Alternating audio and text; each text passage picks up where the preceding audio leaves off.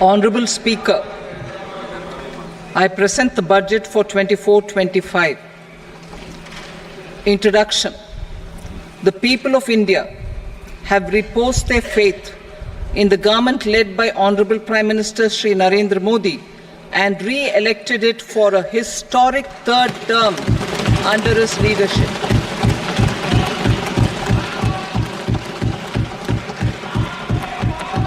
We are grateful for their support, faith, and trust in our policies. We are determined to ensure that all Indians, regardless of religion, caste, gender, and age, make substantial progress in realizing their life goals and aspirations. Global context. The global economy, while performing better than expected, is still in the grip of policy uncertainties. Elevated asset prices, political uncertainties, and shipping disruptions continue to pose significant downside risks for growth and upside risks to inflation. In this context, India's economic growth continues to be the shining exception and will remain so in the years ahead.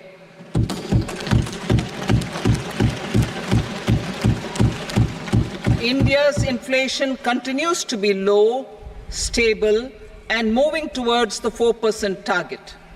Core inflation, that is non-food and non-fuel, currently is 3.1%. Steps are being taken to ensure supplies of perishable goods reach markets adequately. Interim budget. As mentioned in the interim budget, we need to focus on four major castes, namely the Garib, Mahilaye, Yuva, and Annadata, the poor, women, youth, and the farmer. For Annadata, we announced higher minimum support prices a month ago for all major crops, delivering on the promise of at least a 50% margin over costs. Pradhan Mantri Garib Kalyan Anna Yojana was extended for 5 years, benefiting more than 80 crore people. Administrative actions for approval and implementation of various schemes announced in the interim budget are well underway. The required allocations have been made. Budget theme. Turning attention to the full year and beyond in this budget, we particularly focus on employment, skilling, MSMEs, and the middle class. I am happy to announce the Prime Minister's package of 5 schemes and initiatives to facilitate employment, skilling, and other opportunities for 4.1 crore youth over a 5-year period, with a central outlay of 2 lakh crore rupees. I will speak about them shortly, while more details may be seen in the annexure. This year, I've made a provision of 1.48 lakh rupees, 1.48 lakh crore rupees for education, employment, and skilling. Budget priorities. The people have given a unique opportunity to our government to take the country on the path of strong development and an all-round prosperity. In the interim budget, we promise to present a detailed roadmap for our pursuit of Vikasit Bharat. In line with the strategy set out in the interim budget, this budget envisages sustained efforts on the following 9 priorities for generating ample opportunities for all. Number 1, productivity and resilience in agriculture. Number 2, employment and skilling. Number 3, inclusive human resource development and social justice. 4. Manufacturing and services. 5. Urban development. 6. Energy security. 7. Infrastructure. 8. Innovation, research and development. And 9. Next generation reforms. Subsequent budgets will build on these and add more priorities and actions. A more detailed formulation will be carried out as part of the economic policy framework about which I will speak later in this speech. This budget details some of the specific actions to be initiated in the current year towards fulfillment of these priorities, with potential for transformative changes. The budget also covers some of the previously made announcements with intent to strengthen them and step up their implementation for expediting our journey towards the goal of Vikasit Bharat. Priority 1, productivity and resilience in agriculture. Transforming agricultural research. Our government will undertake a comprehensive review of the agricultural research setup to bring the focus on raising productivity and developing climate-resilient varieties. Funding will be provided in challenge mode, including to the private sector. Domain experts, both from the government and outside, will oversee the conduct of such research. Release of new varieties. New 109 high-yielding and climate-resilient varieties of 32 field and horticultural crops will be released for cultivation by farmers. Natural farming. In the next 2 years, 1 crore farmers across the country will be initiated into natural farming, supported by certification and branding.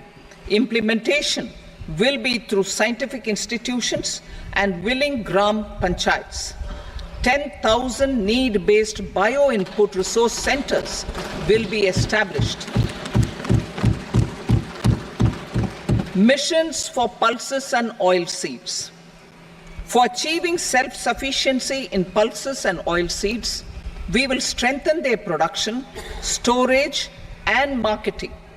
As announced in the interim budget, a strategy is being put in place to achieve Atmanirbharta for oilseeds such as mustard, groundnut, sesame, soybean, and sunflower. Vegetable production and supply chains. Large-scale clusters for vegetable production will be developed closer to major consumption centers. We will promote farmer-producer organizations, cooperatives, and startups for vegetable supply chains, including for collection and storage and marketing. Digital public infrastructure for agriculture. Buoyed by the success of the pilot project, our government, in partnership with the states, will facilitate the implementation of the digital public infrastructure in agriculture for coverage of farmers and their lands in 3 years. During this year, digital crop survey for Kharif using the DPI will be taken up in 400 districts. The details of 6 crore farmers and their lands will be brought into the farmer and land registries. Further, the issuance of Jan Samarth based Kisan credit cards will be enabled in 5 states. Shrimp production and export.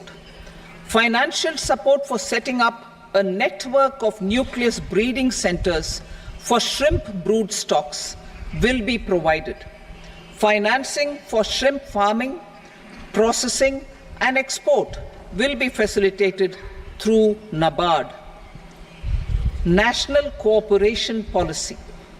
Our government will bring out a national cooperation policy for systematic, orderly, and all-round development of the cooperative sector, fast-tracking growth of rural economy and generation of employment opportunities on a large scale will be the policy goal. This year, I have made a provision of 1.52 lakh crore rupees for agriculture and allied sectors.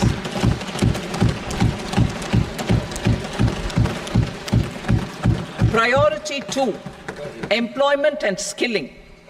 Employment-linked incentive. Our government will implement following 3 schemes for employment-linked incentive as part of the Prime Minister's package.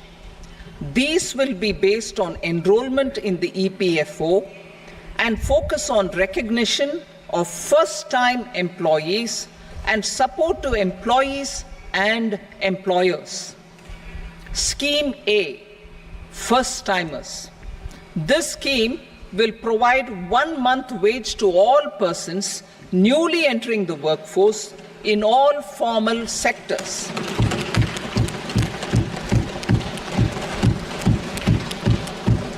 Direct benefit transfer of 1 month's salary in 3 installments to first-time employees as registered in the EPFO will be up to 15,000 rupees. The eligibility limit will be a salary of 1 lakh per month. The scheme is expected to benefit 210 lakh youths.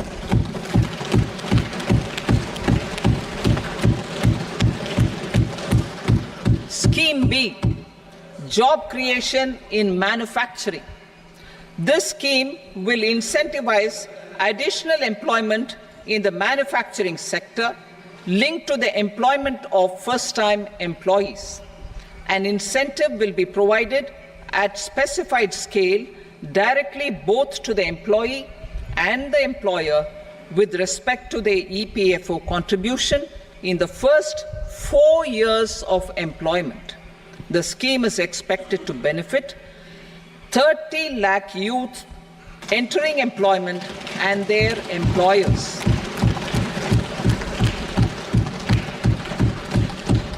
Scheme C, support to employers. This employer-focused scheme will cover additional employment in all sectors. All additional employment within a salary of 1 lakh rupee per month will be counted. The government will reimburse to employers up to 3,000 rupees per month for 2 years towards the EPFO contribution for each additional employee. The scheme is expected to incentivize additional employment of 50 lakh persons.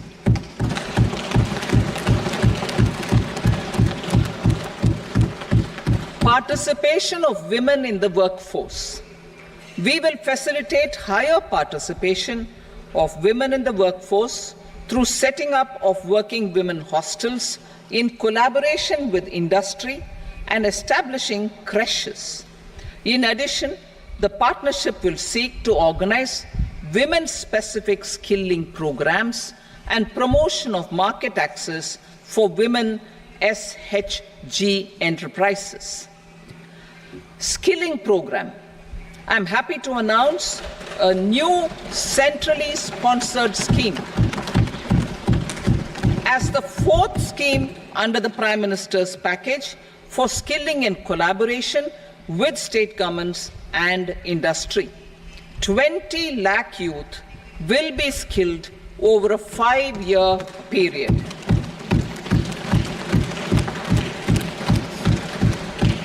"1,000 industrial training institutes will be upgraded in hub and spoke arrangements with outcome orientation.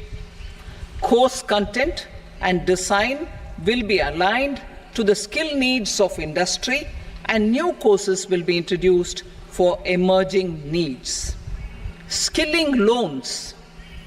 The model skill loan scheme will be revised to facilitate loans up to 7.5 lakh rupees with a guarantee from a government-promoted fund. This measure is expected to help 25,000 students every year.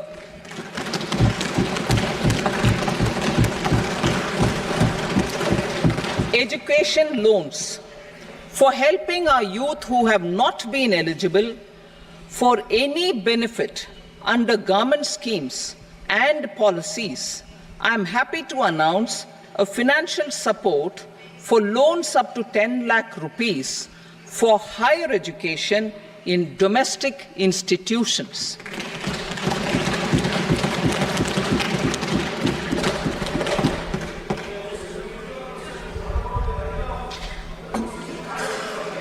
E-vouchers for this purpose. E-vouchers for this purpose will be given directly to 1 lakh students every year for annual interest subvention of 3% of the loan amount. Priority 3, inclusive human resource development and social justice, saturation approach. Our government is committed to all-round, all-pervasive and all-inclusive development of people, particularly farmers, youth, women, and the poor. For achieving social justice comprehensively, the saturation approach of covering all eligible people through various programs, including those for education and health, will be adopted to empower them by improving their capabilities. Implementation of schemes meant for supporting economic activities by craftsmen, artisans, self-help groups, scheduled caste, scheduled tribe, and women entrepreneurs and street vendors such as the PM Vishwakarma, PM Swanidhi, National Livelihood Missions, and Stand Up India will be stepped up. Purvodaya. The states in the eastern part of the country are rich in endowments and have strong cultural traditions. We will formulate a plan, Purvodaya, for the all-round development of the eastern region of the country, covering Bihar, Jharkhand, West Bengal, Odisha, and Andhra Pradesh. This will cover human resource development, infrastructure, and generation of economic opportunities to make the region an engine to attain Vikasit Bharat. On the Amritsar-Kolkata industrial corridor, we will support development of an industrial node at Gaya.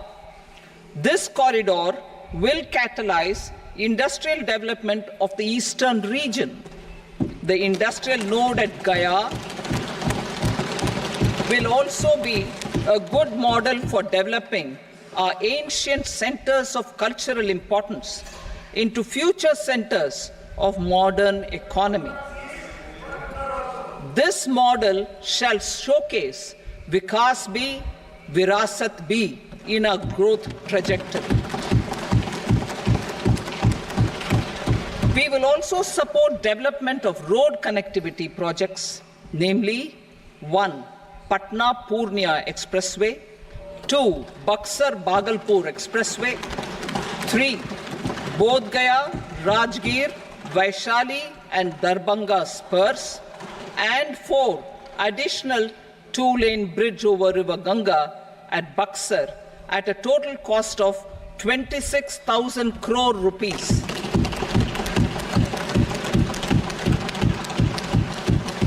Power projects, including setting up of a new 2,400 megawatt power plant at Pir Painti, will be taken up at a cost of 21,400 crore rupees.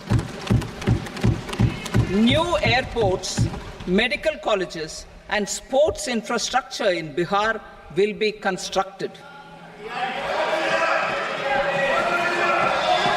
An additional allocation to support capital investments will be provided. The requests of Bihar government for external assistance from multilateral development banks will be expedited.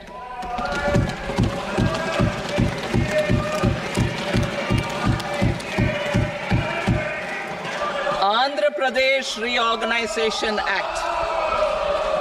Our government has made concerted efforts to fulfill the commitments in Andhra Pradesh Reorganization Act.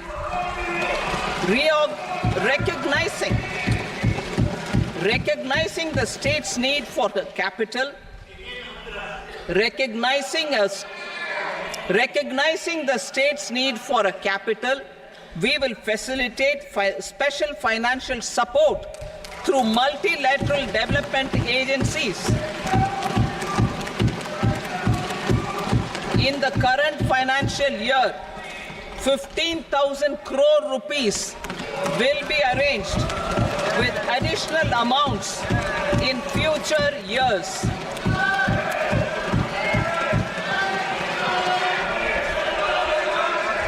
Our government is fully committed to financing and early completion of the Polavaram irrigation project, which is the lifeline for Andhra Pradesh and its farmers. This will facilitate our country's food security as well. Under the Act, Andhra Pradesh Reorganization Act, for promoting industrial development, funds will be provided for essential infrastructure such as water, power, railways, and roads. In Kopparthi node on the Visakhapatnam-Chennai Industrial Corridor and Varavakal node on the Hyderabad-Bangalore Industrial Corridor. An additional allocation will be provided this year towards capital investment for economic growth. Grants for backward regions of Rayalaseema, Prakasham, North Coastal Andhra, as stated in the Act, will be provided. PM Awas Yojana. 3 crore additional houses under the PM Awas Yojana in rural and urban areas in the country have been announced, for which the necessary allocations are being made. Women-led development. For promoting women-led development, the budget carries an allocation of more than 3 lakh crore for schemes benefiting women and girls. This signals our government's commitment for enhancing women's role in economic development. Pradhan Mantri Janjatiya Unnat Gram Abhiyan.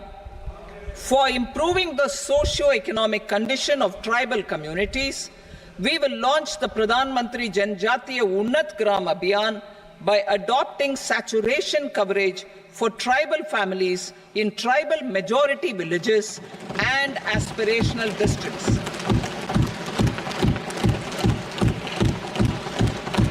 This will cover 63,000 villages, benefiting 5 crore tribal people.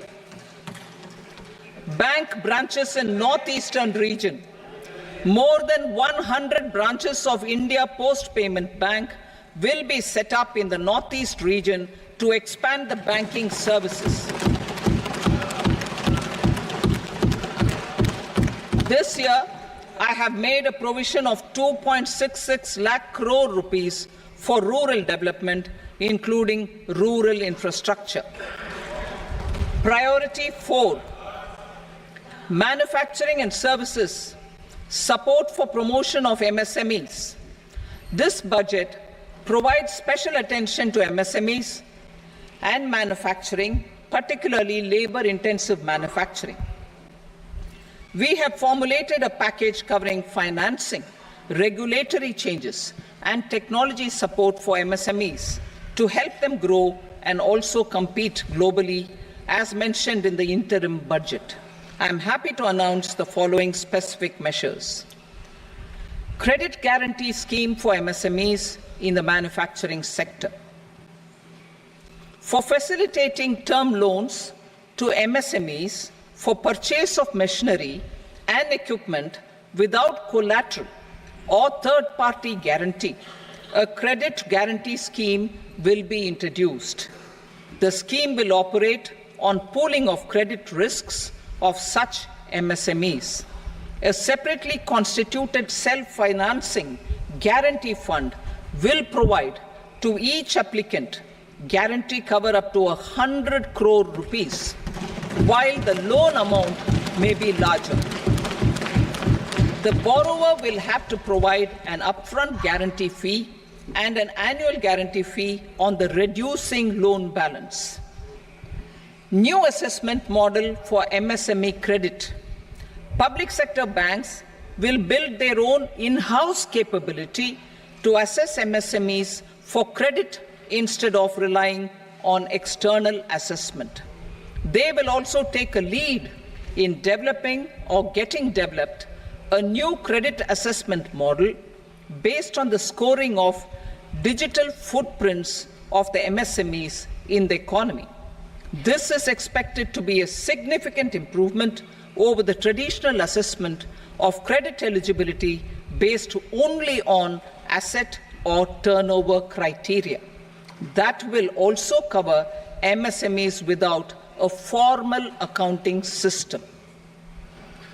Credit support to MSMEs during stress period. I'm happy to announce a new mechanism for facilitating continuation of bank credit to MSMEs during their stress period while being in special mention account, SMA stage, for reasons beyond their control. MSMEs need credit to continue their business and to avoid getting into the NPA stage. Credit availability will be supported through a guarantee from a government-promoted fund. Mudra loans. The limit of Mudra loans will be enhanced to 20 lakh from the current 10 lakh for those entrepreneurs who have availed and successfully repaid previous loans under the Tarun category. Enhanced scope for mandatory onboarding in trades. For facilitating MSMEs to unlock their working capital by converting their trade receivables into cash, I propose to reduce the turnover threshold of buyers for mandatory onboarding on the trades platform from rupees 500 crore to 250 crore rupees. This measure will bring 22 more CPSCs and 7,000 more companies onto the platform. Medium enterprises will also be included in the scope of the suppliers. SIDBI branches in MSME clusters. SIDBI will open new branches to expand its reach to serve all major MSME clusters within 3 years and provide direct credit to them. With the opening of 24 such branches this year, the service coverage will expand to 168 out of 242 major clusters. MSME units for food irradiation, quality and safety testing. Financial support for setting up of 50 multi-product food irradiation units in the MSME sector will be provided. Setting up of 100 food quality and safety testing labs with NABL accreditation will be facilitated. E-commerce export hubs. To enable MSMEs and traditional artisans to sell their products in international markets, e-commerce export hubs will be set up in public-private partnership mode. These hubs, under a seamless regulatory and logistic framework, will facilitate trade and export-related services under one roof. Measures for promotion of manufacturing and services, internship in top companies. As the fifth scheme under Prime Minister's package, our government will launch a comprehensive scheme for providing internship opportunities in 500 top companies to 1 crore youth in 5 years. They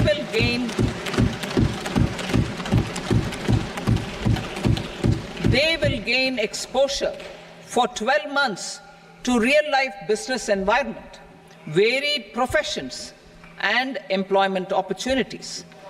An internship allowance of 5,000 per month, 5,000 rupees per month, along with a one-time assistance of 6,000 rupees will be provided.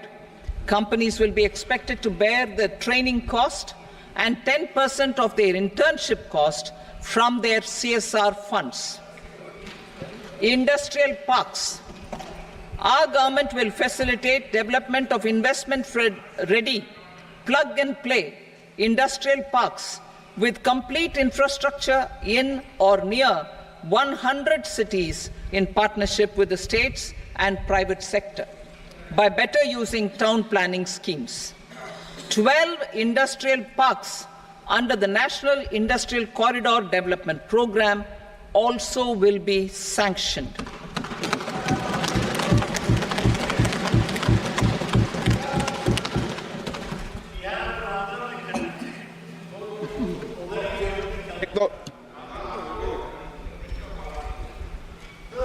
Veji paper, no. Please, Petty.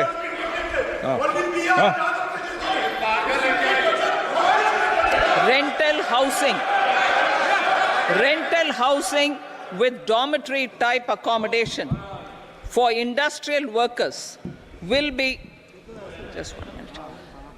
Rental housing, I repeat, rental housing with dormitory type accommodation for industrial workers will be facilitated in PPP mode with VGF support and commitment from anchor industries. Shipping industry, ownership, leasing and flagging reforms will be implemented to improve the share of Indian shipping industry and generate more employment. Critical mineral mission.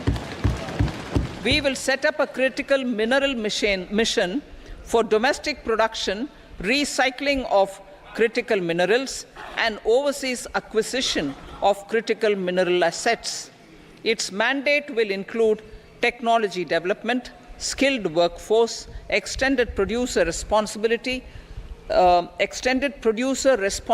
framework, and a suitable financing mechanism. Offshore mining of minerals.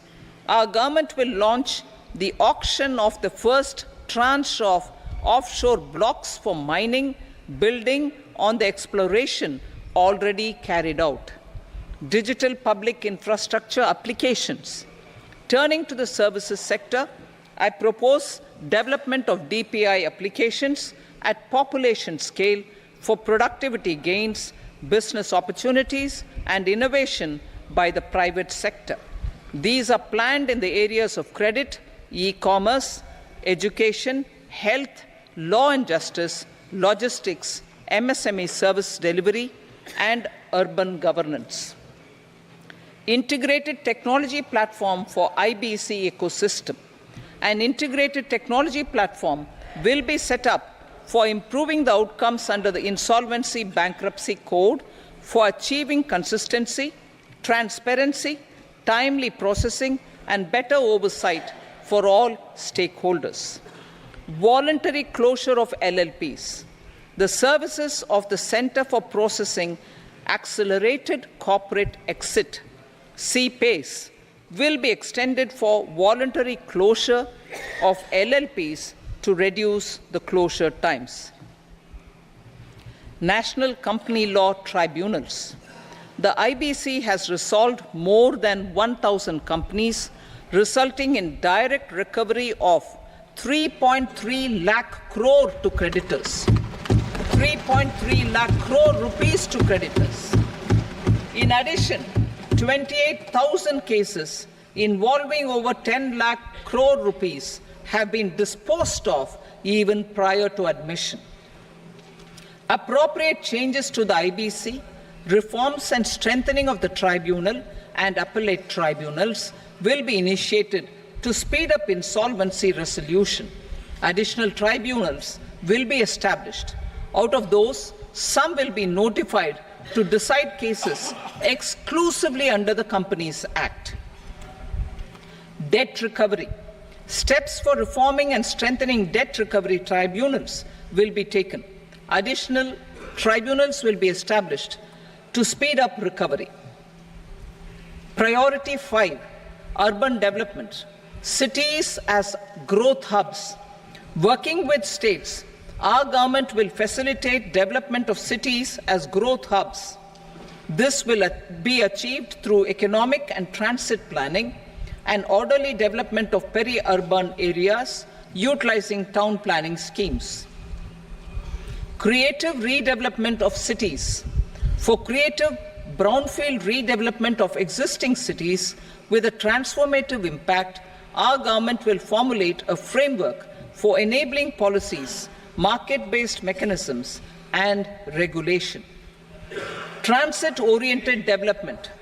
Transit-oriented development plans for 14 large cities with a population above 30 lakh will be formulated, along with an implementation and financing strategy.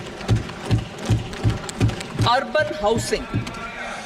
Under the PM Awas Yojana, Urban 2.0, housing needs of 1 crore urban poor and middle-class families will be addressed with an investment of 10 lakh crore rupees.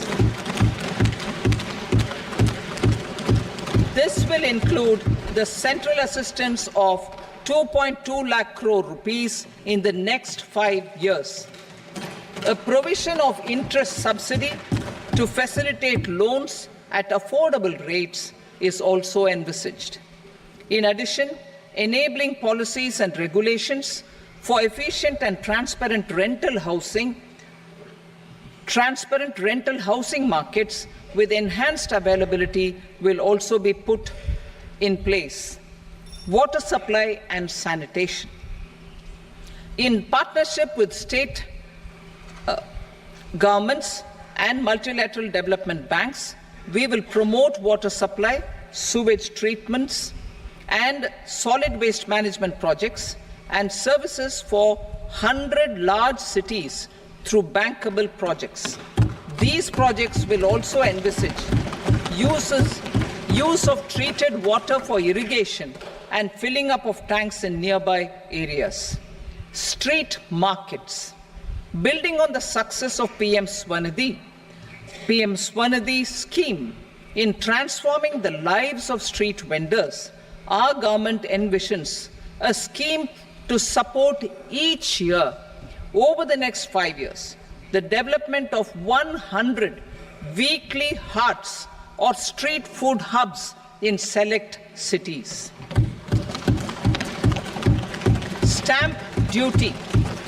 We will encourage states which continue to charge high stamp duty to moderate the rates for all and also consider further lowering duties for properties purchased by women. This reform will be made an essential component of urban development schemes. Priority 6, energy security, energy transition. In the interim budget, I had announced our strategy to sustain high and more resource-efficient economic growth, along with the energy security in terms of availability, accessibility, and affordability. We will bring out a policy document on appropriate energy transition pathways that balances the imperatives of employment, growth, and environmental sustainability. PM Surya Ghar Muft Bijli Yojana. PM Surya Ghar Muft Bijli Yojana. In line with the announcement in the interim budget, In line with the announcement in the interim budget, PM Surya Ghar Muft Bijli Yojana has been launched to install rooftop solar plants to enable 1 crore households obtain free electricity up to 300 units every month. The scheme has generated remarkable response with more than 1.28 crore registrations and 14 lakh applications, and we will further encourage it. Pumped storage policy.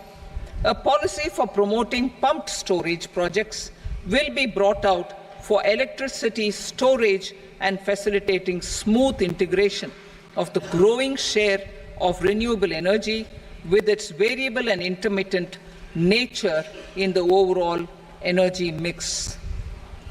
Research and development of small and modular nuclear reactors. Nuclear energy is expected to form a very significant part of the energy mix for Vikasit Bharat. Towards that pursuit, our government will partner with the private sector for 1. Setting up Bharat Small Reactors, 2. Research and development of Bharat Small Modular Reactor, and 3. Research and development of newer technologies for nuclear energy. The R&D funding announced in the interim budget will be made available for this sector also. Advanced ultra supercritical thermal power plants. The development of indigenous technology for advanced ultra supercritical thermal power plants with much higher efficiency has been completed. A joint venture between NTPC and BHEL will set up a full-scale 800 megawatt commercial plant using AUSC technology. The government will provide the required fiscal support.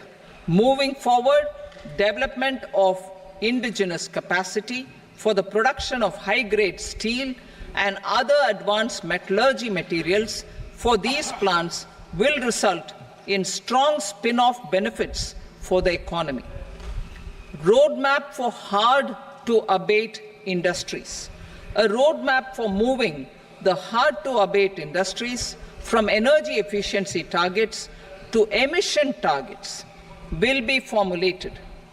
Appropriate regulations for transition of these industries from the current perform, achieve, and trade mode to Indian carbon market mode will be put in place. Support to traditional micro and small industries. An investment-grade energy audit of traditional micro and small industries in 60 clusters, including brass and ceramic, will be facilitated. Financial support will be provided for shifting them to cleaner forms of energy and implementation of energy efficiency measures. The scheme will be replicated in another 100 clusters in the next phase. Priority 7, infrastructure investment by central government. Significant investment the central government has made over the years in building and improving infrastructure has had a strong multiplier effect on the economy. We will endeavor to maintain strong fiscal support for infrastructure over the next 5 years in conjunction with imperatives of other priorities and fiscal consolidation. This year, I have provided 11,11,111 crore rupees for capital expenditure. This would be 3.4% of our GDP. Infrastructure investment by state governments. We will encourage states to provide support of similar scale for infrastructure, subject to their development priorities. a provision of 1.5 lakh crore rupees for long-term interest-free loans have been made this year also to support the states in their resource allocation. Private investment in infrastructure. Investment in infrastructure by private sector will be promoted through viability gap funding and enabling policies and regulations. A market-based financing framework will be brought out. Pradhan Mantri Gram Sadak Yojana, Phase 4 of the PMGSY will be launched to provide all-weather connectivity to 25,000 rural habitations,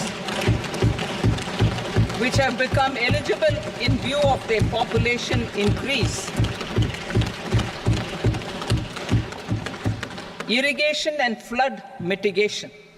Bihar has frequently suffered from floods, many of them originating outside the country. Plans to build flood control structures in Nepal are yet to progress. Our government, through the Accelerated Irrigation Benefit Program and other sources, will provide financial support for projects with estimated cost of 11,500 crore rupees,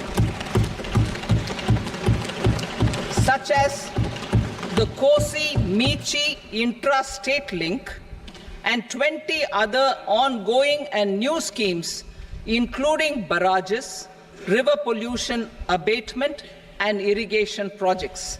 In addition, survey and investigation of Kosi-related flood mitigation and irrigation projects will be undertaken.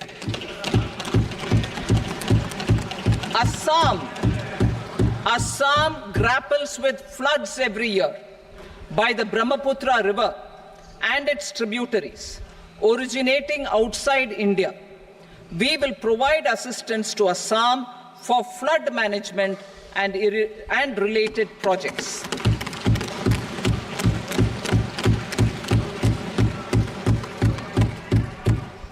Himachal Pradesh suffered extensive losses due to floods last year. Our government will provide assistance to the state for reconstruction and rehabilitation through multilateral development assistance.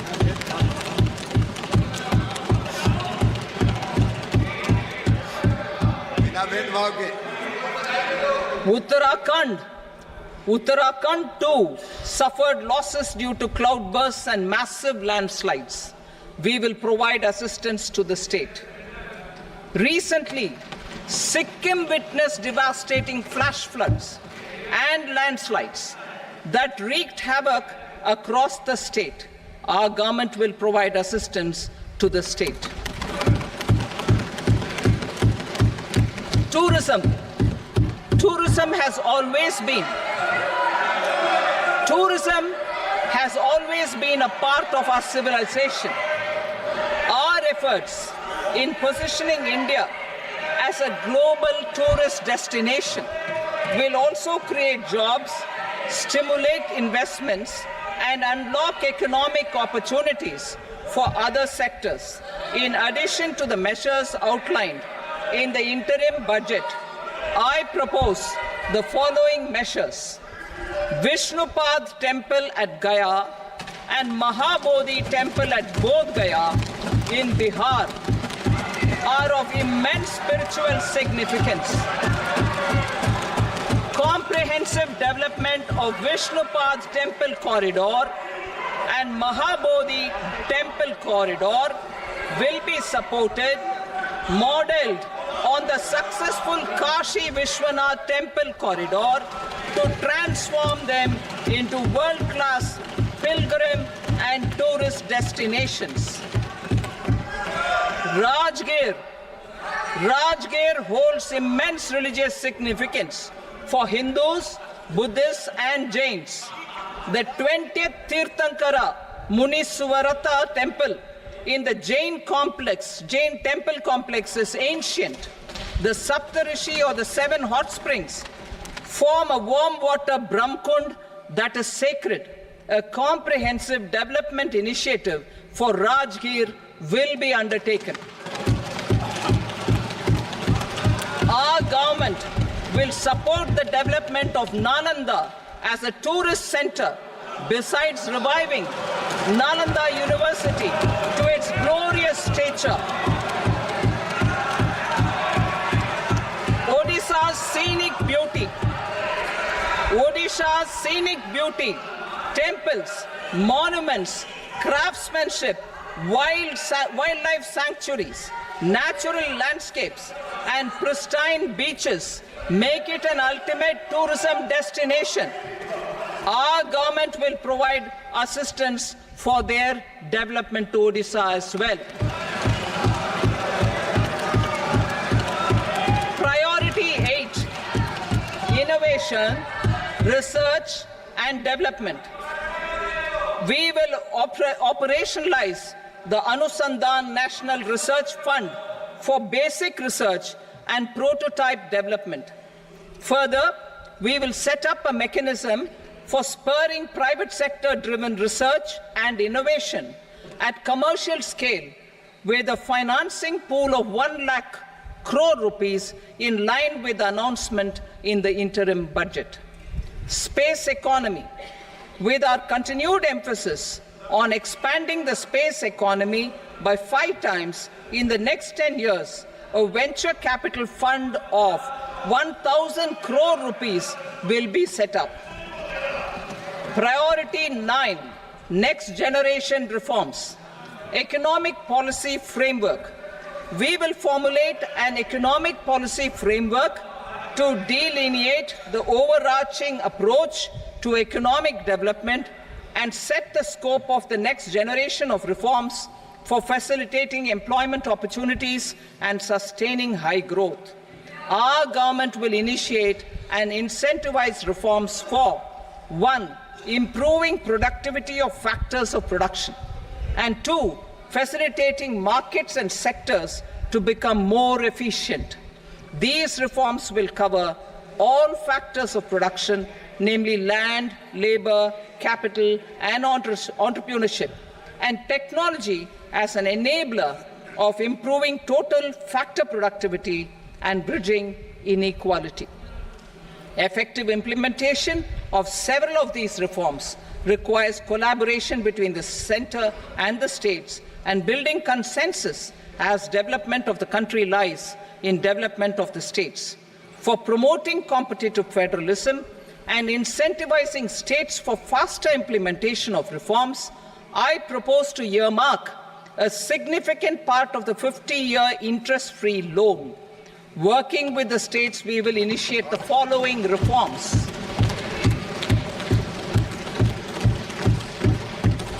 Land-related reforms and actions, both in the rural and urban areas, will cover land administration, will cover 1. Land administration, planning and management, and 2.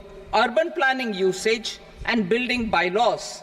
These will be incentivized for completion within the next 3 years through appropriate fiscal support. Rural land-related actions. Rural land-related actions will include 1. Assignment of unique land parcel identification number, UL PIN, or Bhu Aadhaar for all lands. 2. Digitization of cadastral maps. 3. Survey of subdivisions, survey of map subdivisions as per current ownership. 4. Establishment of land registry. And 5. Linking to the farmers registry. These actions will also facilitate credit flow and other agricultural services. Urban land-related actions. Land records in urban areas will be digitized with GIS mapping. An IT-based system for property record administration, updating, and tax administration will be established.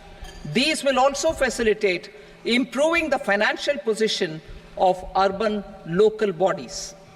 Labor-related reforms. Services to labor. Our government will facilitate the provision of a wide array of services to labour, including those for employment and skilling. A comprehensive integration of e-Shram portal with other portals will facilitate such one-stop solution. Open architecture databases for the rapidly changing labour market, skill requirements and available job roles, and a mechanism to connect job aspirants with potential employers and skill providers will be covered in these services. Shram Suvidha and Samadhan portal. Shram Suvidha and Samadhan portal will be revamped to enhance ease of compliance for industry and trade. Capital and entrepreneurship related reforms, financial sector vision and strategy. For meeting financing needs of the economy, our government will bring out a financial sector vision and strategy document to prepare the sector in terms of size, capacity and skills. This will set the agenda for the next 5 years and guide the work of the government, regulators, financial institutions and market participants. Taxonomy for climate finance. We will develop taxonomy for climate finance for enhancing the availability of capital for climate adaptation and mitigation.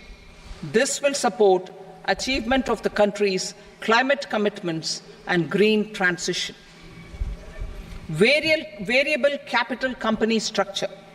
We will seek the required legislative approval for providing an efficient and flexible mode for financing leasing of aircrafts and ships and pooled funds of private equity through a variable company structure.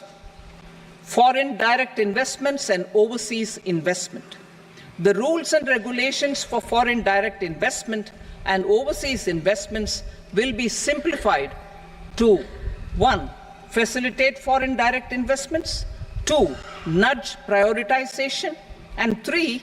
Promote opportunities for using Indian rupee as a currency for overseas investment.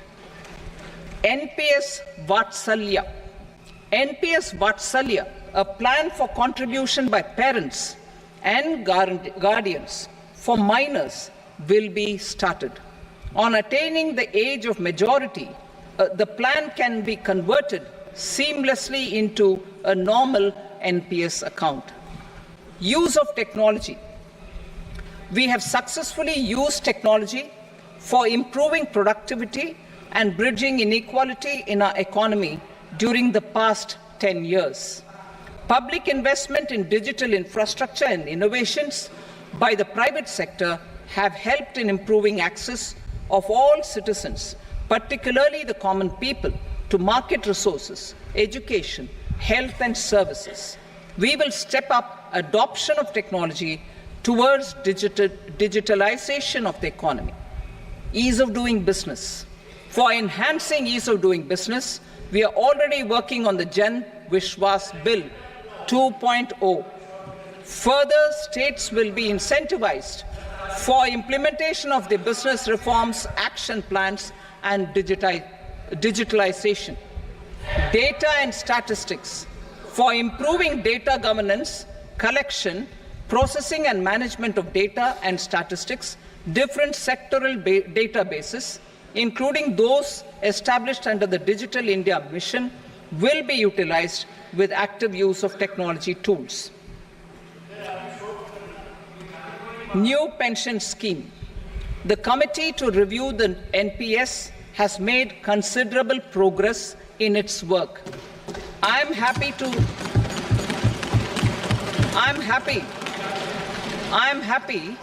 that the staff side of the National Council of the Joint Consultative Machinery for Central Government Employees has taken a constructive approach. A solution will be evolved which addresses the relevant issues while maintaining fiscal prudence to protect the common citizens.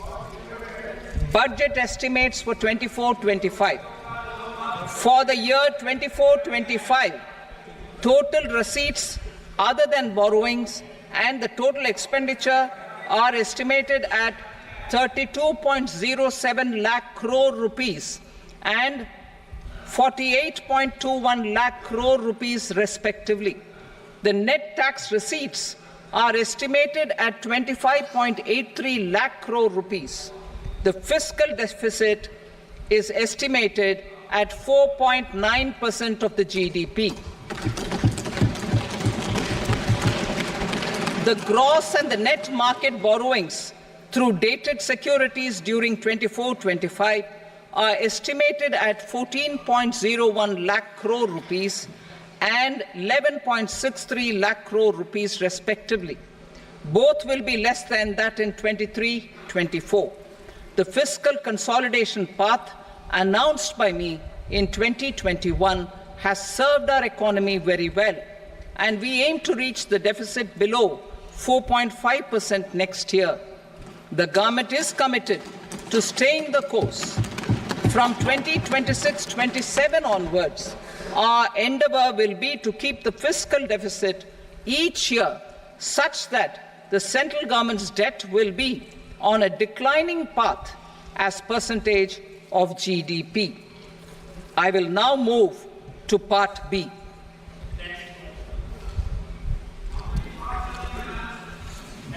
Indirect taxes.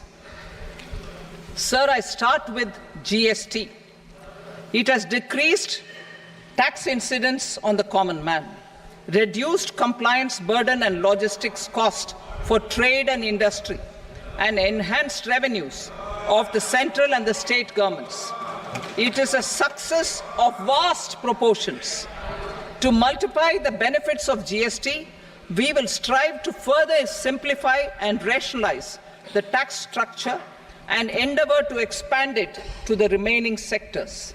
My proposals for customs duties intend to support domestic manufacturing, deepen local value addition, promote export competitiveness, and simplify taxation while keeping the interest of the general public and consumers surmount. In Budget 22-23, we reduced the number of customs duty rates. I propose to undertake a comprehensive review of the rate structure over the next 6 months to rationalize and simplify it for ease of trade, removal of duty inversion, and reduction of disputes. I shall now take up sector-specific customs duty proposals. Medicine and medical equipments. To provide relief to cancer patients, I propose to fully exempt 3 more medicines from customs duties.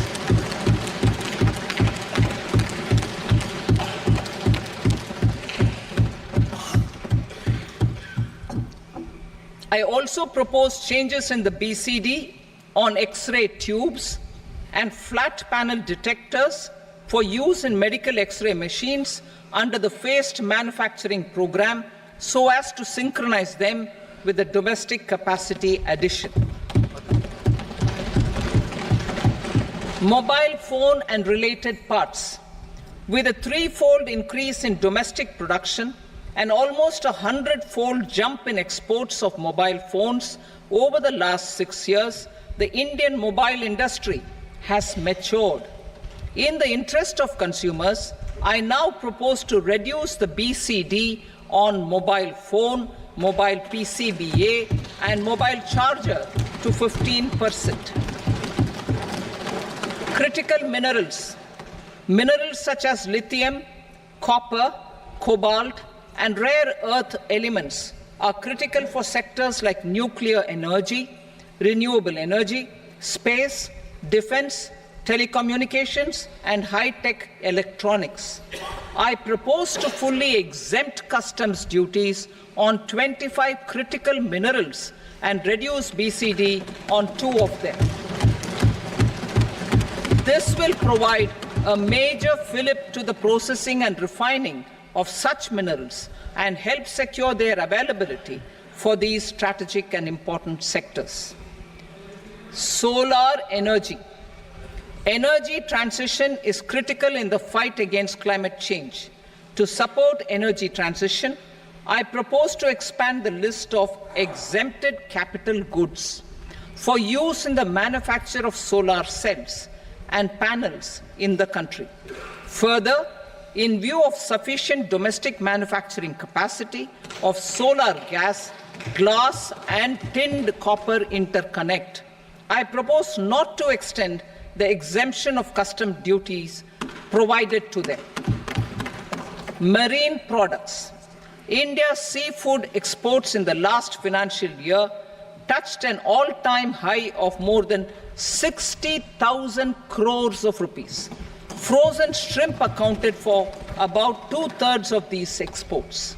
To enhance their competitiveness, I propose to reduce BCD on certain broodstock, polychaete worms, shrimp and fish feed to 5%. I also propose to exempt customs duty on various inputs for manufacture of shrimp and fish feed. Leather and textile. Similarly, to enhance the competitiveness of exports in the leather and textile sectors, I propose to reduce BCD on real down-filling material from duck or goose. I am also making additions to the list of exempted goods for manufacture of leather and textile garments, footwear, and other leather articles for export. To rectify inversion in duty, I propose to reduce BCD subject to conditions on methylene diphenyl diisocyanate (MDI) for manufacture of spandex yarn from 7.5 to 5%. Furthermore, the export duty structure on raw hides, skin, and leather is proposed to be simplified and rationalized. Precious metals. To enhance domestic value addition in gold and precious metal jewelry in the country, I propose to reduce customs duties on gold and silver to 6% and that of platinum to 6.4%. Other metals. Steel and copper are important raw materials. To reduce their cost of production, I propose to remove the BCD on ferronickel and blister copper. I am also continuing with nil BCD on ferrous scrap and nickel cathode and concessional BCD of 2.5% on copper scrap. Electronics. To increase value addition in the domestic electronics industry, I propose to remove the BCD subject to conditions on oxygen-free copper for manufacture of resistors. I also propose to exempt certain parts for manufacture of connectors. Chemicals and petrochemicals. To support existing and new capacities in the pipeline, I propose to increase the BCD on ammonium nitrate from 7.5% to 10%. Plastics. PVC flex banners are non-biodegradable and hazardous for environment and health. To curb their imports, I propose to raise the BCD on them from 10 to 25%. Telecommunication equipment. To incentivize domestic manufacturing, I propose to increase the BCD from 10 to 15% on PCBA of specified telecom equipment. Trade facilitation. To promote domestic aviation and boat and ship MRO, I propose to extend the period for export of goods imported for repairs from 6 months to 1 year. I'll read that again. To promote domestic aviation and boat and ship maintenance, repair and operations, I propose to extend the period for export of goods imported for repairs from 6 months to 1 year. In the same vein, I propose to extend the time limit for re-import of goods for repairs under warranty from 3 to 5 years. I now move to direct taxes. We will continue our efforts to simplify taxes, improve taxpayer services, provide tax certainty, and reduce litigation while enhancing revenues for funding the development and welfare schemes of the government. It has been our endeavour to simplify taxation. We have taken a number of measures in the last few years, including introduction of simplified tax regimes without exemptions and deductions for corporate tax and for personal income tax. This has been appreciated by taxpayers. 58% of corporate tax came from the simplified tax regime in the financial year 22-23. Similarly, as per data available till now, for the last fiscal, more than 2/3 have availed the new personal income tax regime. Comprehensive review of the Income Tax Act. I am now announcing a comprehensive review of the Income Tax Act 1961. The purpose is to make the Act concise, lucid, easy to read and understand. This will reduce disputes and litigation, thereby providing tax certainty to the taxpayers. I will also bring down the demand embroiled in litigation. It is proposed to be completed in 6 months. A beginning is being made in the Finance Bill by simplifying the tax regime for charities, TDS rate structures, provisions of reassessment and such provisions, and capital gains taxation. Simplification for charities and TDS. Two tax exemption regimes. The two tax exemption regimes for charities are proposed to be merged into one. The 5% TDS rate on many payments is being merged into the 2% TDS rate, and the 20% TDS rate on repurchase of units by mutual funds or UTI is being withdrawn. TDS rate on e-commerce operators is proposed to be reduced from 1 to 0.1%. Moreover, credit of TCS is proposed to be given in the TDS to be deducted on salary. Further, I propose to decriminalize delay for payment of TDS up to the due date of filing statement for the same.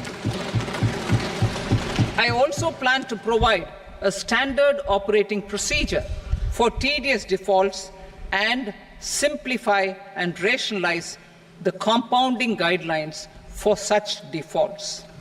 Simplification of reassessment. I propose to thoroughly simplify the provisions for reopening and reassessment. An assessment hereinafter can be reopened beyond 3 years from the end of the assessment year only if the escaped income is 50 lakh rupees or more, up to a maximum period of 5 years from the end of the assessment year. Even in such cases, a time limit of 6 years before the year of the search, as against the existing time limit of 10 years, is being proposed. This will reduce tax uncertainty and disputes. Simplification and rationalization of capital gains. Capital gains taxation is also proposed to be hugely simplified. Short-term gains on certain financial assets shall henceforth attract a tax rate of 20%, while that on all other financial assets and all non-financial assets shall continue to attract the applicable tax rate. Long-term gains on all financial and non-financial assets, on the other hand, will attract a tax rate of 12.5%. For the benefit of the lower and the middle income classes, I propose to increase the limit of exemption of capital gains on certain financial assets to 1.25 lakh rupees per year. Listed financial assets held for more than a year will be classified as long-term, while unlisted financial assets and all non-financial assets will have to be held for at least 2 years to be classified as long-term. Unlisted bonds and debentures, debt mutual funds, and market-linked debentures, irrespective of holding period, however, will attract tax on capital gains at applicable rates. Taxpayer services. All the major taxpayer services under GST and most services under customs and income tax have been digitalized. All remaining services of customs and income tax, including rectification and order giving effect to appellate orders, shall be digitalized and made paperless over the next 2 years. Litigation and appeals. While our concerted efforts to reduce pendency of appeals at various appellate fora are beginning to show good results, it will continue to engage our highest attention. To dispose of the backlog of first appeals, I plan to deploy more officers to hear and decide such appeals, especially those with large tax effect. For resolution of certain income tax disputes pending in appeal, I am also proposing Vivad Se Vishwas Scheme 2024.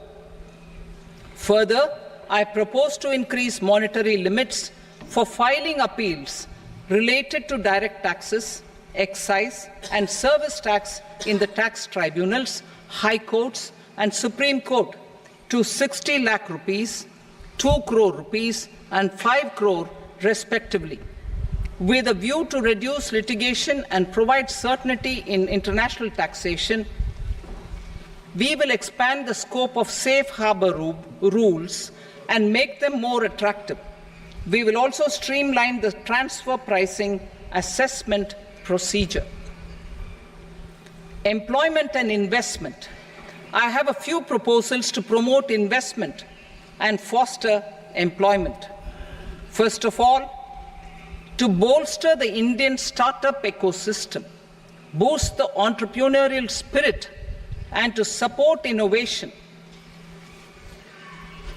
I propose to abolish the so-called angel tax for all classes of investors. Second, there is tremendous potential for cruise tourism in India. To give a fillip to this employment-generating industry, I am proposing a simpler tax regime for foreign shipping companies operating domestic cruises in the country. Third, India is a world leader in the diamond cutting and polishing industry, which employs a large number of skilled workers. To further promote the development of this sector, we would provide for safe harbor rates for foreign mining companies selling raw diamonds in the country. Fourth, to attract foreign capital for our development needs, I propose to reduce the corporate tax rate on foreign companies from 40 to 35%. Deepening the tax base. I have a couple of proposals for deepening the tax base. First, security transaction tax on futures and options of securities is proposed to be increased to 0.02% and 0.1% respectively. Second, for reasons of equity, I propose to tax income received on buyback of shares in the hands of recipients. Other proposals. To improve social security benefits, deduction of expenditure by employers towards NPS is proposed to be increased from 10 to 14% of the employee's salary. Similarly, deduction of this expenditure up to 14% of salary from the income of employees in private sector, public sector banks, and undertakings opting for the new tax regime is proposed to be provided. Indian professionals working in multinationals get ESOPs and invest in social security schemes and other movable assets abroad. Non-reporting of such small foreign assets has penal consequences under the Black Money Act. Such non-reporting of movable assets up to 20 lakh rupees is proposed to be depenalized. Other major proposals in the finance bill relate to withdrawal of equalization levy of 2%, expansion of tax benefits to certain funds and entities in IFSCs, and immunity from penalty and prosecution to Benamidar on full and true disclosure so as to improve conviction under the Benami Transaction Prohibition Act 1988. Personal income tax. Coming to personal income tax rates, I have two announcements to make for those opting for the new tax regime. First, the standard deduction for salaried employees is proposed to be increased from 50,000 to 75,000 rupees.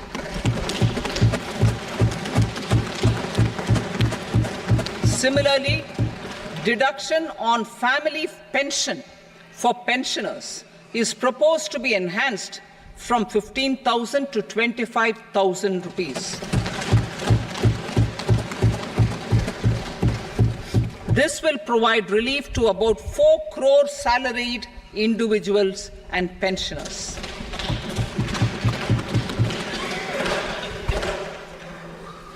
Second, in the new tax regime, the tax rate structure is proposed to be revised as follows: 0 to 3 lakh rupees, nil; 3 to 7 lakh rupees, 5%; 7 to 10 lakh rupees, 10%; 10 to 12 lakh rupees, 15%; 12 to 15 lakh rupees, 20%; and above 15 lakh rupees, 30%.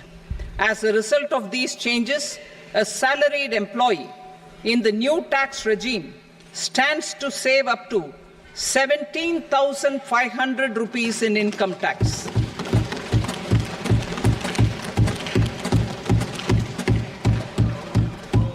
Apart from these, I am also making some other changes as given in the annexure.